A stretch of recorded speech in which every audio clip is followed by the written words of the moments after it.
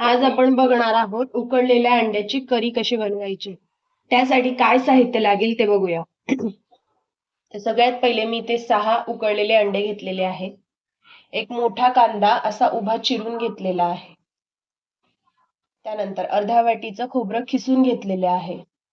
2 चमचे लाल तिखट, अर्धा चमचा गरम मसाला, पाव चमचा हळद, चवीनुसार मीठ, इथे 20 ते 25 लसणाच्या पाकळ्या घेतलेल्या आहेत आणि अर्धा तुकडा आल्याचा घेतलेला आहे। त्यानंतर आपल्याला मसाला परतवण्यासाठी लागेल तेल आणि वरतून गार्निशिंग साठी कोथिंबीर। तर आता इथे मी कढईमध्ये 1 चमचा तेल टाकून घेतलेला आहे आणि ते तापायला ठेवलं आहे। ते थोडंसं तापल्यानंतर आपण जो हा उभा चिरून घेतलेला कांदा होता तो त्यात भाजून घ्यायचा आहे। तेल आता व्यवस्थित तापलं आहे, त्यात हा कांदा टाकायचा आणि पूर्ण ब्राऊन होईपर्यंत भाजून घ्यायचा।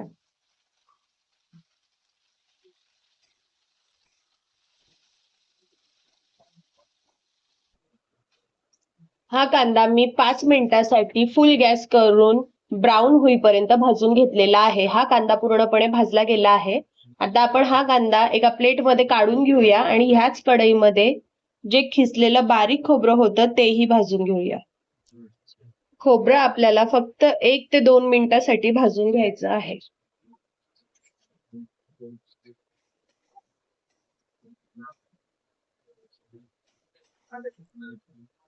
खोबरंही ब्राऊन झालेलं आहे। आता गॅस बंद करायचा आणि हे खोबरंही एका प्लेटमध्ये काढून घ्यायचं। कांदा आणि भाजलेलं खोबरं मिक्सरच्या भांड्यामध्ये घेतलेलं आहे आणि आपण जे हे आले लसूण घेतलेलं होतं तेही त्यात टाकायचं आहे आणि हे बारीक वाटून घ्यायचं आहे। हे कांदा लसूण आल्याचं मिश्रण मी 1 घोट पाणी टाकून वाटून घेतलेलं आहे। आता आपण कढईत तेल टाकून तेल तापवायला ठेवूया। कढईमध्ये मी आता 2.5 चमचे तेल घेतलेलं आहे, ते चांगलं गरम होऊ द्यायचंय। तेल गरम होतंय तोपर्यंत आपण जे लाल तिखट घेतलेलं होतं 2 चमचे ते, अर्धा चमचा गरम मसाला आणि पाव चमचा हळद, हे थोडंसं पाणी टाकून याची पेस्ट करून घ्यायची आहे।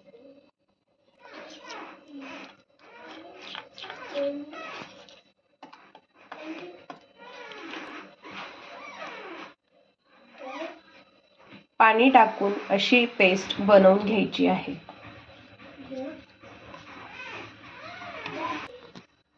तेल गरम झालं आहे, त्यात जो आपण वाटलेला मसाला होता तो टाकायचा आहे।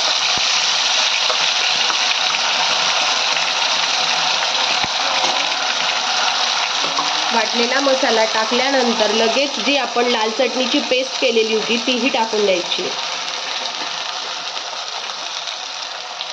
आणि हे सर्व एकत्र करून घ्यायचं।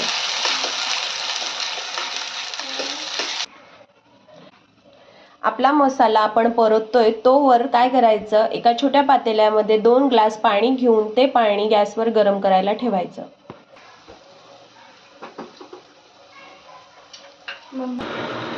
हा मसाला आपल्याला पूर्णपणे तेल सोडत नाही तोपर्यंत भाजून घ्यायचा आहे।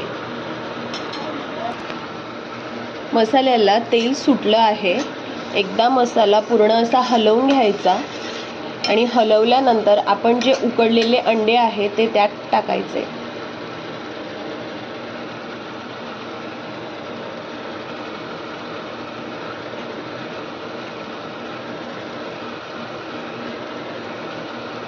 अंडे टाकल्यानंतर त्याला अजिबात हलवायचं नाही, असंच राहू द्यायचं। मसाल्यांमध्ये अंड व्यवस्थित शिजलं आहे। आता आपण जे गरम केलेलं पाणी होतं ते थोडं थोडं करून टाकायचं आहे।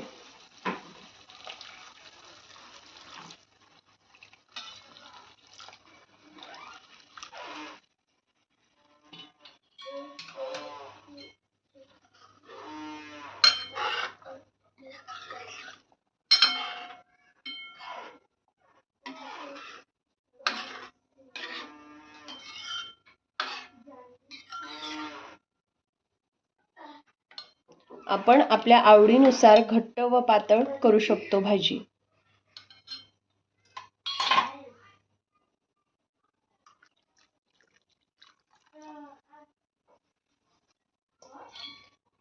मी जेवढं पाणी गरम केलेलं होतं तेवढं संपूर्ण टाकलं आहे. आता आपण भाजीमध्ये चवीनुसार मीठ टाकूया.